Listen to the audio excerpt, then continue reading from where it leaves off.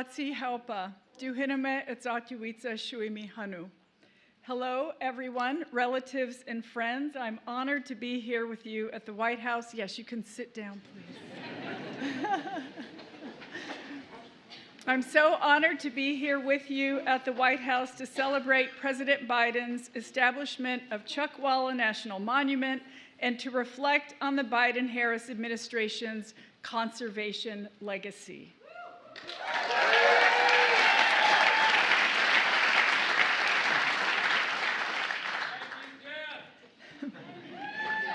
You're very welcome. Hiking Painted Canyon with Chairman Tortes in the Coachella Valley last year was a highlight of my time as secretary, and I am so proud that I was able to keep up with him.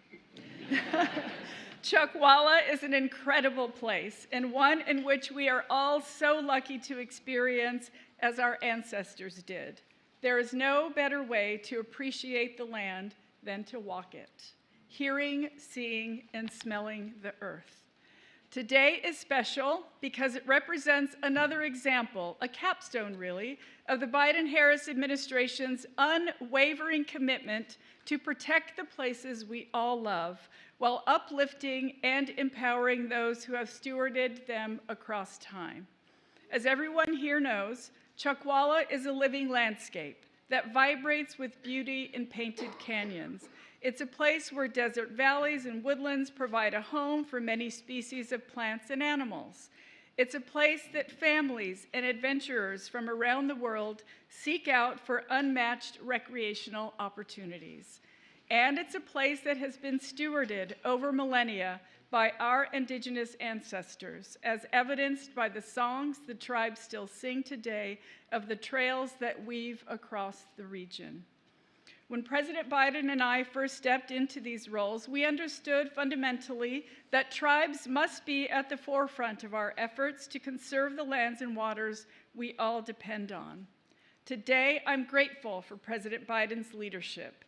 I'm grateful he has listened to tribes and local communities across the country and has committed our administration to conserving the places that are core to our identities and to our shared experiences.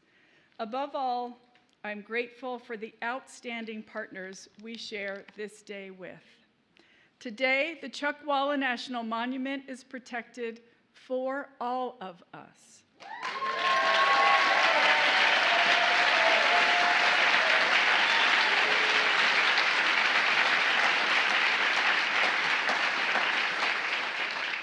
So much of what we do is for our young people, for the next generations who are already inheriting this work and who will carry it forward with grace, expertise, and resilience. They are the ones who are putting so many of our investments made possible by President Biden to good use. And it has been my honor to work alongside them in our shared mission for a better future. Our next speaker is one of those young people. Everyone, please welcome from California, Ryan Reyes.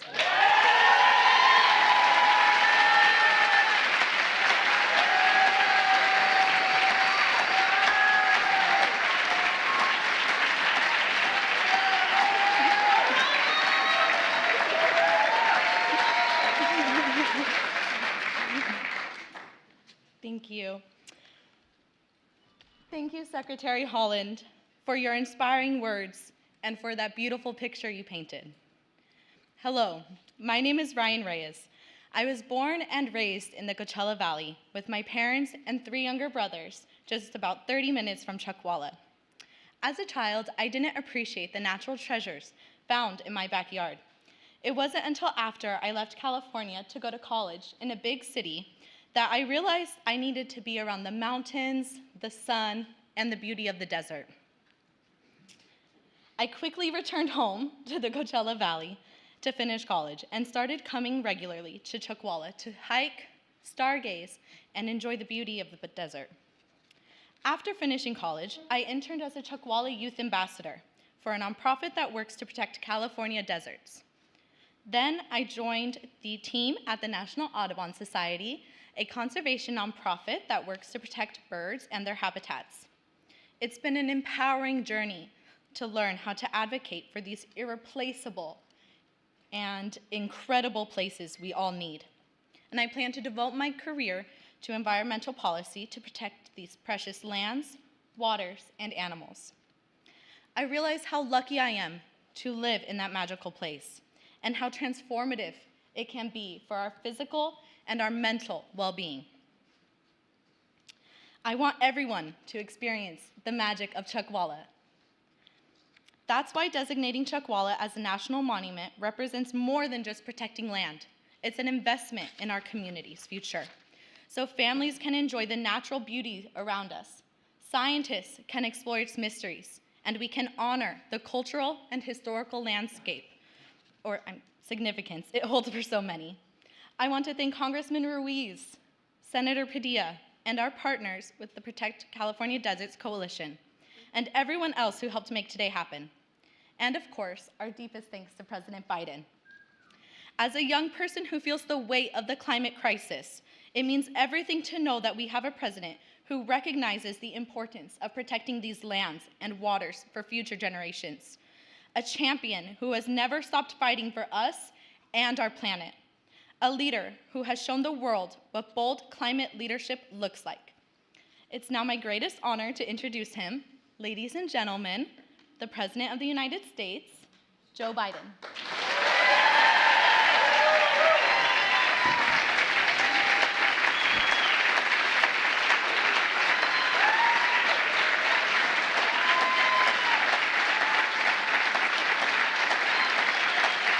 Thank you, Ryan. Thank you, thank you, thank you. Please.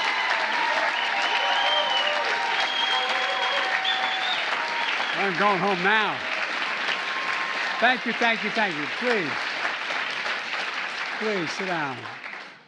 Ryan, thank you for the introduction. Your commitment to conservation gives me so much optimism for the future. I mean that sincerely. Before I go much further, I want to explain to you why we have these screens up here. I was hoping we were going to do this in place, so the American people that's being covered by the media would see what we're talking about, feel it, sort of taste it. This is as close as we can get. I'm going to, as I speak, hopefully they're going to bring up the areas I'm talking about so people get some sense of what we're talking about. But I want to make a special thanks to Secretary Deb Haaland, whose incredible leadership these past 4 years has scared the hell out of me.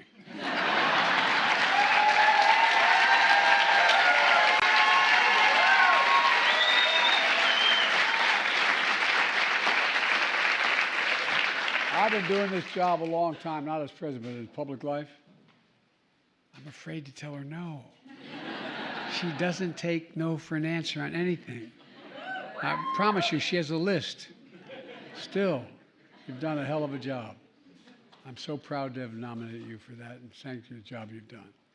As you all know, I was in California last week where the event was supposed to be held, but we had to postpone it because of the fires in Los Angeles. Among the worst wildfires in California history. It's devastating. For Kamala and for so many of you, it's home.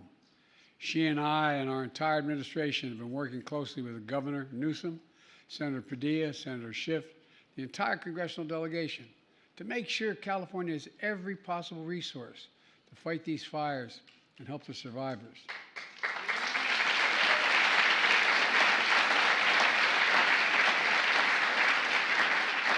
And fight back against the misinformation that's going out. You know, that includes our heroic firefighters and first responders. The heart of the nation are with the victims and families left behind and all the people who've lost their homes, livelihoods, and so much to these fires. It's been devastating. It's incredible. It's incredible. Thousands of homes lost. Folks, yet another reminder, tragedies like this is not about blue states and red states, not about conservatives and liberals. It's about the United States of America. The United States of America.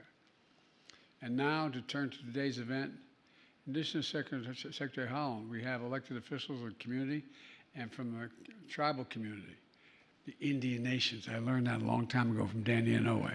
Just want you to know that, okay? I once said those Indian reservations, no, Joe, come here. Anyway, I was only 30 years old, but I learned it really quickly. Look, Members of the California delegation, Senator Padilla, Representative Ruiz, championed legislators to establish these national monuments.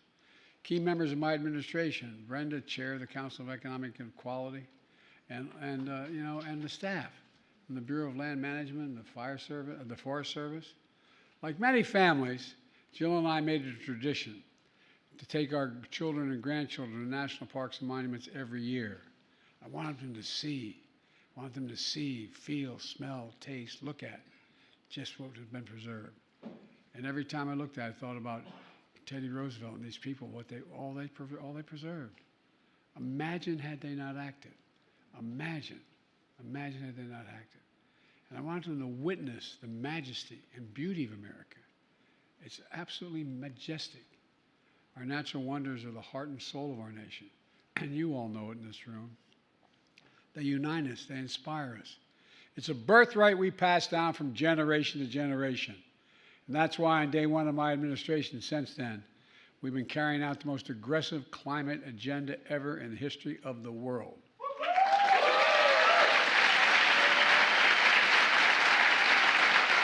I mean it. And make no mistake, I was able to do it because of you. I know I mean it. But I'm not kidding you. Because of you, including the historic steps to conserve our natural resources for the ages. My second week as president, I signed an executive order establishing the first ever conservation goal to protect 30% of all our lands and waters everywhere in America by 2030. 30%.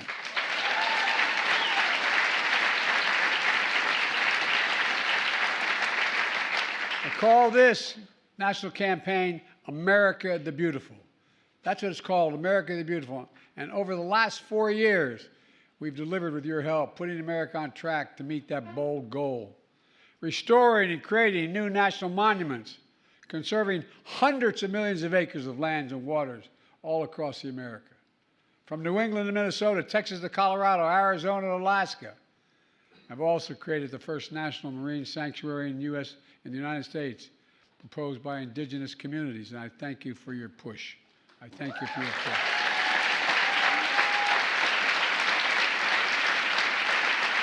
It stretches 116 miles along the California coast, 116 miles to protect the natural and cultural resources while also supporting our progress on offshore wind, I might add. And today, I'm proud to use my authority under the Antiquities Act to designate 2 more national monuments in California. First, Chuckwalla National Monument.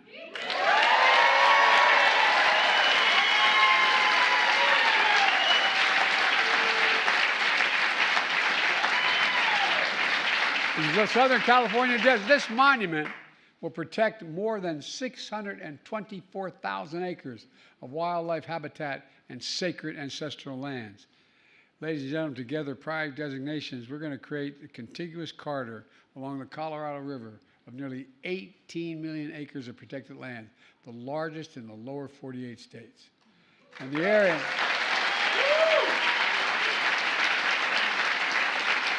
For those at home who may be listening, that's bigger than the entire state of West Virginia. And it's called the Moab-Mojave Conservation Corridor. Look, today's action will also protect and preserve mountain ranges and rugged canyons, desert floors and deep valleys, sandy slopes, stunning peaks. Tucked away in the desert landscape are beautiful springs and over 50 rare plants and animals. Palm trees, cacti, lavender flowers, lizards, mountain lions, bats, bighorn sheep, owls, desert tortoises. I mean, this is incredible what's there. This action also preserves the mosaic of trails woven together by tribal nations that trace their origins back thousands of years. And left behind in these trails are ancient ceramics, tools, rock art, sacred ceremonial sites that will also be preserved. We're also preserving ruins of old mines from the 1800s. Their construction drove out indigenous people from their homes, a reminder of the harm that was done. There are remnants of the U.S. Army camp, trained units of desert combat shortly after we entered World War II. For generations, This place of wonder has attracted outdoor enthusiasts from hikers, horseback riders exploring these vast lands, as well as scientists and geologists who are studying how the earth evolved.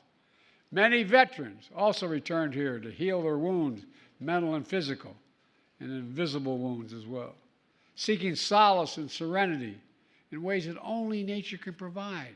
And you all know that. Only nature can provide some of this, nothing else. And next door to this monument, solar energy is being built, which proves what I've often said. We don't have to choose between the environment and the economy or between conservation and clean energy. We can do both at the same time. At the same time.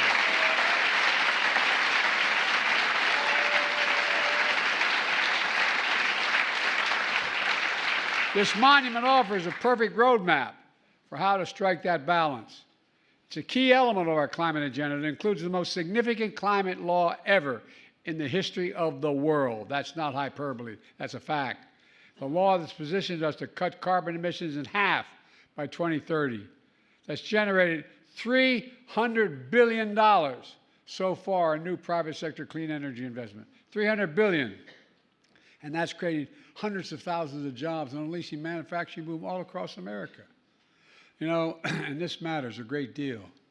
Second, the second national monument I'm designating today is this is important. I mispronounced it the first time. Sáttítla Highlands in Northern California.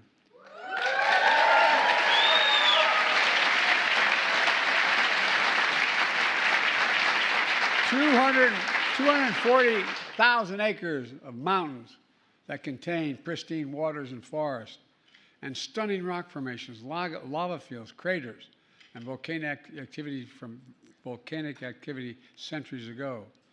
At the center of these highlands, a dormant volcano cradles a beautiful lake inside the summit.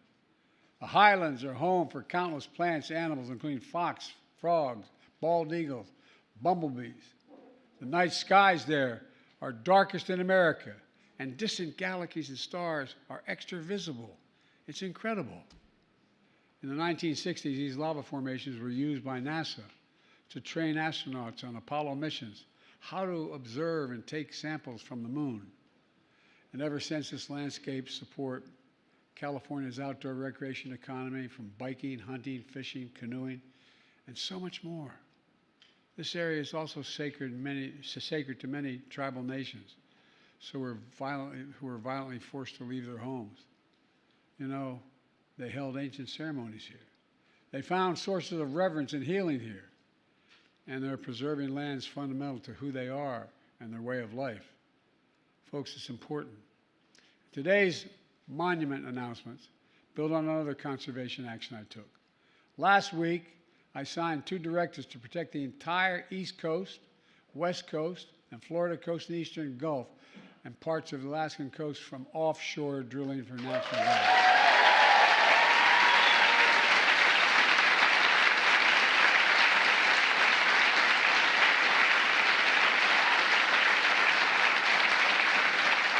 And I might add, that is a big deal. My state's only 3 feet above sea level. Oh, you're laughing, but it's important. Nearly 40% of Americans live in coastal communities. And it's not only good for the environment, it's good for our economy. It'll protect coastal fishing industry that generates $320 billion of income a year. Beach tourism that generates nearly $220 billion annually. And 3 million American jobs. It also saves us billions in potential damages by avoiding oil spills like the Deepwater Horizon. You know, in the spirit of conserving not just the waters and lands, but our history, I did something else. I became the first American president to formally recognize a group of mostly Native Hawaiians. They lived for years in uninhabited Pacific Islands in the run-up to World War II to claim them for the United States. As a nation, we honor their service sacrifice as patriots to our country and stewards of the land. We owe them. Let me close with this. As president, I've had the privilege of bestowing our nation's highest honors on the world's preeminent environmental leaders. 2 weeks ago, I bestowed the Presidential Medal of Freedom on Jane Goodell. Well, guess what? She has memorialized a global movement to protect the planet. She's done an incredible job. In October, I bestowed the National Medal of the Arts on Clyde Butcher, who grew up in California and became America's most acclaimed landscape photographer today. Clyde once said, quote, wilderness is a spiritual necessity. I'd add that our wilderness is a national necessity. Over the past 4 years, I'm proud to have kept my commitment to protect more land and water than any president in American history. More than 670 million acres, bigger than the size of Texas and Alaska combined.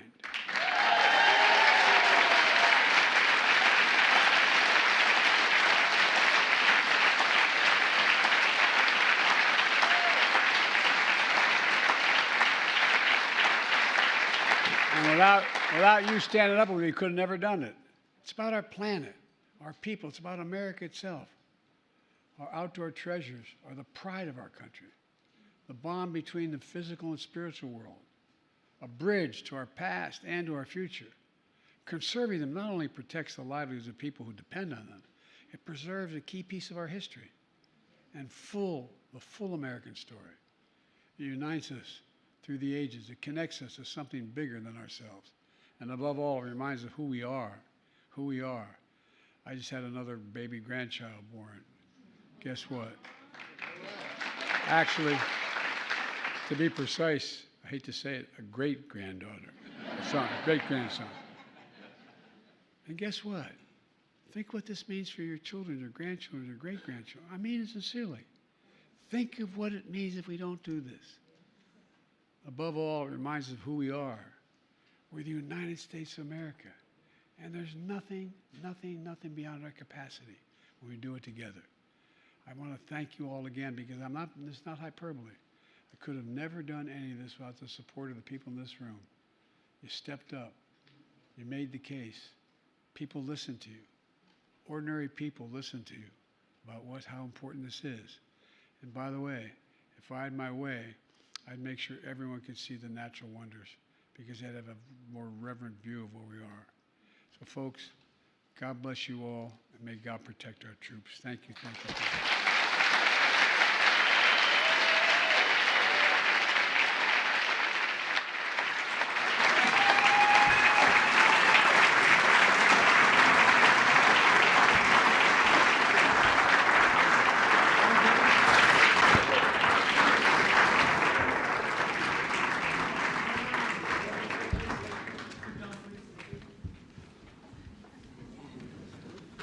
The first bill I'm signing is the establishment of the California Chuckwalla National Monument.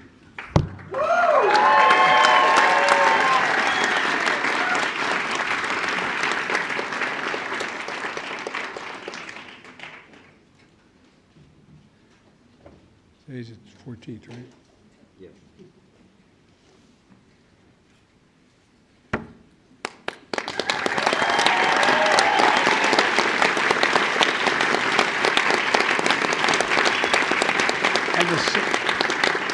The signing pen goes to the secretary because I'm afraid not to give it to her.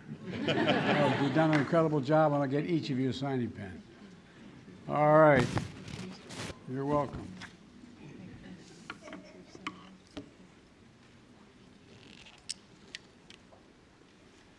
The second I'm signing is the establishment of the Highlands National Monument. Here we go. Got to fill this in. I know, Santina, I'm trying, the day of, in this hand, you'll fill in the dates here, guys? All right. The 14th, sir. No, I know that, but I don't want to. Thank you. Thank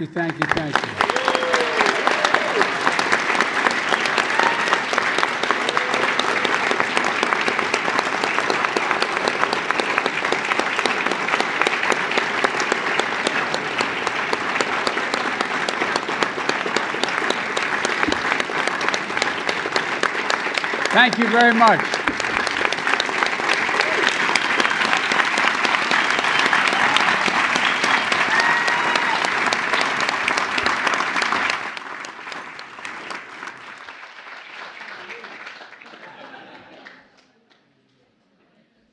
Thank you all.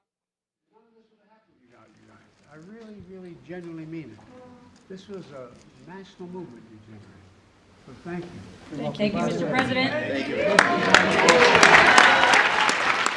Distinguished guests, please remain in your seat as the President departs. Thank you.